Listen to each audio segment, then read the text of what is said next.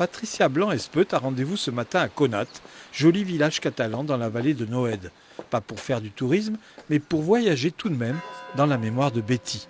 À la demande de cette dernière, Patricia, écrivain public, a la mission d'écrire le récit de la vie de la mère de sa cliente.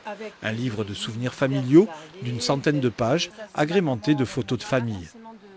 Là, mon grand-père, ça oui, ton grand-père Attard. Ouais, voilà. c'est important de le mettre. Pour Betty, la fille de l'héroïne du récit, Madeleine, 92 ans, ce livre en cours de rédaction doit servir de trait d'union entre les générations. Quand Patricia m'a dit, tu sais, je vais faire des récits de vie, là j'ai sauté sur l'occasion, j'ai dit ça, c'est à ne pas louper.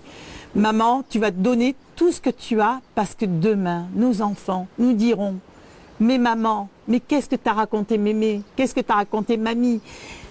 Et si je sais rien, je pourrais rien dire. Avant même d'écrire le premier mot, Patricia doit d'abord se livrer à de longs entretiens pour faire émerger le passé. Une question amène un souvenir, qui en amène un autre.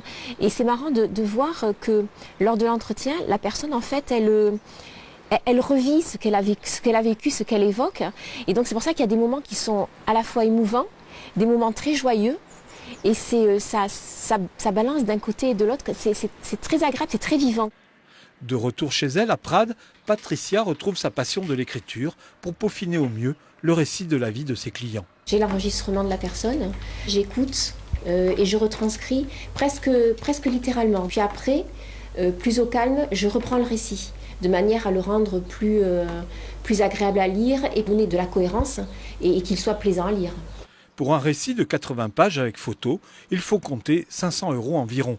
Le prix pour que l'histoire de sa vie reste dans la mémoire des générations futures.